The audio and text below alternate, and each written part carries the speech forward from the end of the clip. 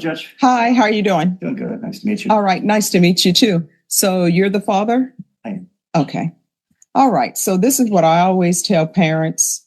And I used to be a defense attorney, so I know how it is with parents. When parents have children, their child can be 30, their child can be 40. That's still their baby, and they want to be involved. And it's especially true when you have a child who is young, 17, 18. But here's the thing, in this world, they're all considered adults. Okay. And when they have an attorney or something, the relationship is between them and their attorney. I used to have to tell parents all the time because sometimes the parents would hire me. And I used to have to sit down with parents and say, hey, you've hired me, you're paying me, but that's the end of our relationship. You can't be a part of discussions I have with my client because guess what? I would tell them, if you're a part of discussions I have with my client, then there's no attorney-client privilege. And you know what ends up happening with that? When there's no attorney-client privilege, guess what? You can be called as a witness. Anybody who's in that room having a conversation, it's all fair game. They can be called as a witness. And maybe sometimes there is something that maybe a client wants only their attorney to know, and they don't want other people to know. But when parents are in the room, guess what? That all goes by the wayside. And sometimes we have to let our children go and let our children be adults. So on this side of the fence, I would always tell parents, it's great. I need you to be supportive. I need you to make sure that my client, your child, is keeping their mental health great. They know that everybody is rooting for them and are a part of their team. And I would tell them, but that's where it ends. And it can't go past that because when it does, there's an issue. And let me just tell you my experience with one case I had in the past. Had this client very young. Mother wanted to be 100% in the conversations, even though I would tell them, hey, you shouldn't be in this conversation and you cannot be talking to your child about what happened because guess what? You can be called as a witness. They wouldn't listen to me. And so when it came time to do a plea bargain agreement, the parent is in the hallway. And I can tell you this because they were in the hallway shouting. So everybody heard. So it's not confidential. So they're like, I want my child to do A, B, and C. And you know, I told them, I said, that's your child's choice. Because guess what? If your child chooses A, B, or C, and if something ends up happening and they end up going to prison, the judge is not going to say, you know what? Your child only chose A, B, and C because of you. So we're going to let you suffer the consequences. You understand? And for some reason with attorneys, people assume that being an attorney is easy and being a doctor is so much differently. Because if you go to see a doctor and you get a second opinion and a doctor tells you, oh yeah, your child needs a heart transplant, or oh yeah, we need to take the appendix out. A parent doesn't go to that doctor and say, well, I want to look at everything and let me just tell you how I think this appendix should be taken out. The person depends on the doctor, that the doctor knows what they're doing.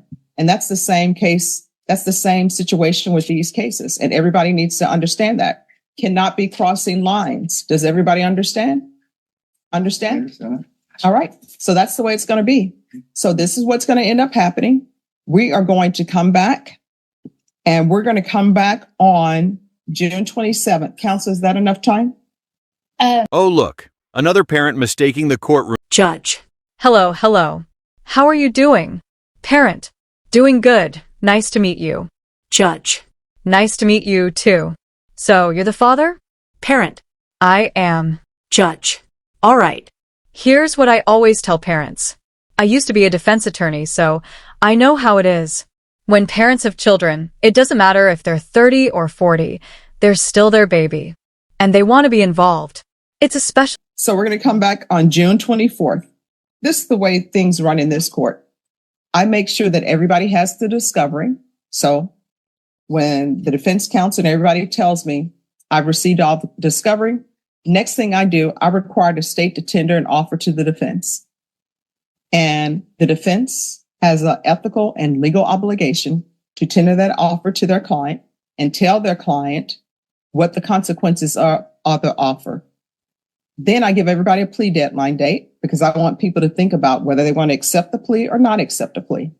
If they decide not to accept the plea, when I give them the plea deadline date, then that plea deadline date has expired and the next setting is going to be a jury trial.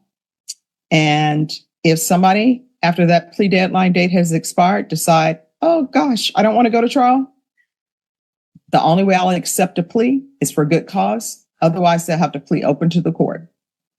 All right, everybody understand? Any questions, Dad?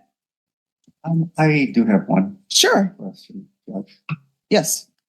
When your child has a serious, persistent mental illness and a developmental disorder, and that is recognized and should be recognized early on in the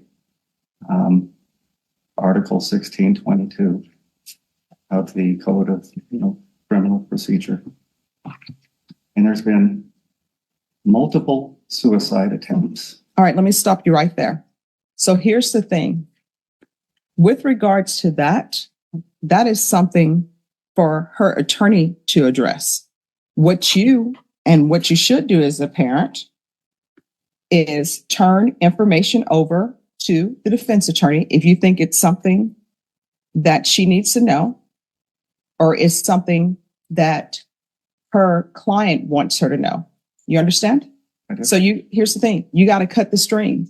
And when I say cut the string in the court, I mean court the court as in your daughter and her attorney need to be able to have conversations in private. Now, if her attorney wants information from you, then the attorney will ask you, say, hey, I need some information from you. These are records. Maybe I need these records. I'm trying to get these records.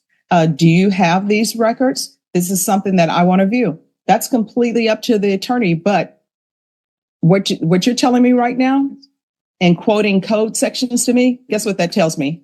You're trying to be an attorney and you're not an attorney. Did you go to law school? I didn't go to law school. So there's the thing. People think that they can read penal codes. They can read the Code of Criminal Procedure and that's it. And not to step on anybody's toes, but for criminal law, when you're practicing criminal law, you know what your Bible is? Your Bible for your profession is this book. And you see how thick this book is? And so if I were not an attorney, guess what? I would see one section and I'm like, oh, that section says that.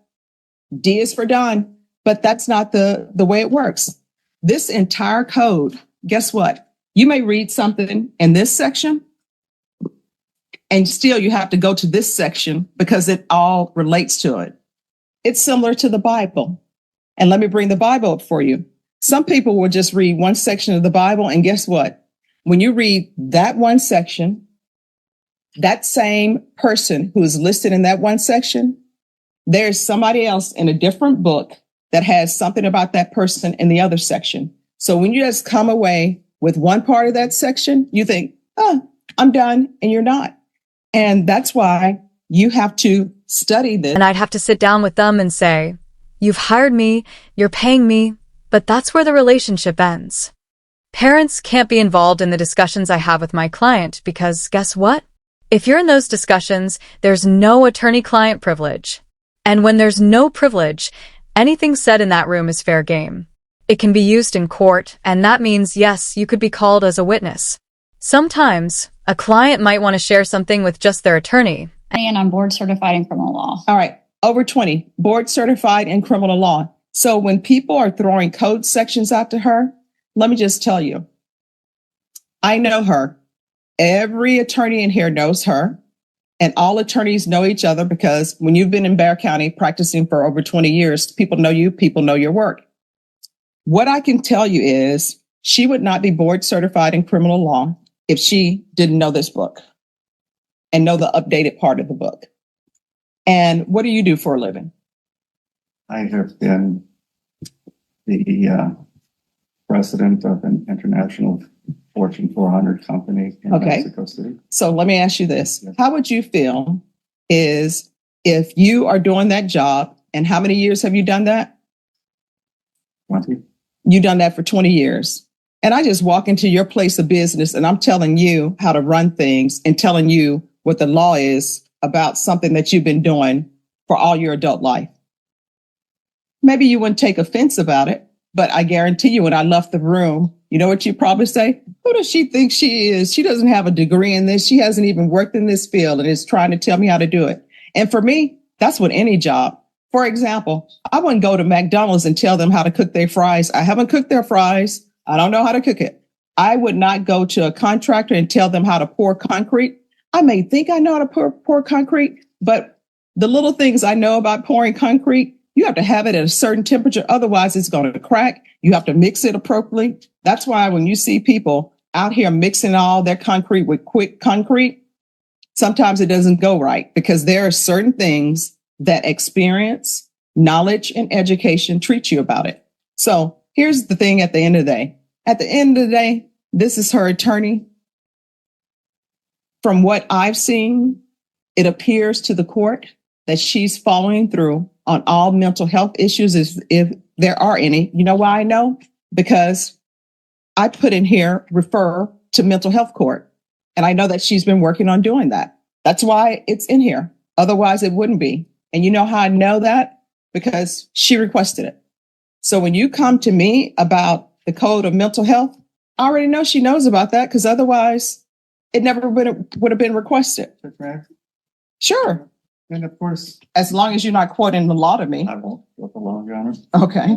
Of course, she did go to mental health, and that's where we discussed, and that's the absolute right place to be. Just a month ago during a suicide attempt, I said I really finally have insurance, and I'd like to get inpatient care for her because it's a very serious issue. Okay. And I was correct. No, let's hold off until we can get. So here's the thing, though.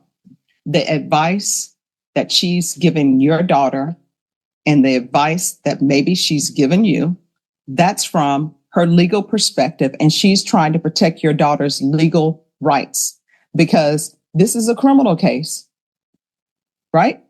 So that's what's happening. So what we're going to do, I'm sure she probably already has, but I'm sure she'll do it again. If your daughter wants to, she's going to discuss with her what the offer is. And we're going to come back. Either she's going to accept the offer, not accept the offer. And either we're going to be in jury trial or we're not going to be in jury trial. That's where we are. But I will tell you this, whenever you're meeting people and you're meeting people in their profession and you want to talk to them, don't quote them things about their profession. I know that she's not going to take it as a slight, but people tend to not like that because people pay more what the cost of a mortgage for their degrees, and they spend a lot of time, experience, and knowledge doing what they do. And I don't know of any defense attorney who would purposely try to lead their client down the wrong path. And I've never seen her try to purposely lead her client down the wrong path. And just my experience of a judge with her, I've never had to tell her what the law is. Okay? Plea agreement. The mother was in the hallway shouting, and everyone heard her. It was no longer confidential. She was saying, I want my child to do A, B, and C, but I told her, that's your child's choice. If your child chooses A, B, or C and something goes wrong, the judge isn't going to say, well, they only made that choice because their parent told them to. The consequences fall on your child, not on you. What people don't understand. There is, Yes. My client had a mental health evaluation that her father has possession of and is refusing to relinquish. From my understanding, I would like to get that today. All right. So here's the thing. I can't force you to turn over things to her, but get this. She needs information in order to represent your daughter, right? So that's what she needs in order to represent your daughter. Whether you want to turn it over or not, that's completely up to you. Here's another thing I would always tell my clients and my clients' parents. This center of the courtroom, which we call the well of the courtroom, is a minefield. Your child I am directing them on where to walk in this well that's a minefield. I'm behind protected glass. I'm going to be just fine. But when I'm telling them to turn right, it's based upon all the information that you've given me or withheld from me. And when I tell them to turn right, I would always tell them they have no choice. They're going to go right. Now, when they turn right because of some information you haven't given me, and I'm going by the information that I have, is there going to be an explosion? If there's an explosion and it's because of some information you had that you didn't give me, that's all on you. So if people care about their children, this attorney, it's confidential. So if she receives something, guess what? It's confidential. It's something that she's received. Maybe it's something she wants to discuss with her client or not. It's not something that she is going to turn over to the state unless that's something she thinks should be done. So if you want to hold on to that, then that's up to you for holding on to it. But if you say you want to help your child and she's telling you she needs that information, I mean, what do you think she's going to do with the information? You know? Well, I would say I'd love to hear what her understanding of Michelle's mental. Here's the thing. Yeah. I want you to internalize what I'm saying. She doesn't have to talk to you. You're not her client. What she's telling you is you have information and I'm assuming you want her to see the information. So either you want her to see it and study it and give it to her or you don't. If you don't, that's fine. I can't legally force you to turn that over to her. But what I'm telling you is if this is a child and you say you love your child, which I'm assuming you do, I've just told you the information you turn over to her is information you've given to her. Her medical records are confidential. She's an adult, so I don't even know why you have them in the first place because she is an adult. Those medical records are her medical records. They are not yours. She is not a child in the eyes of the law. So if you have something that would help her attorney represent her better and you love her, you probably should turn it over.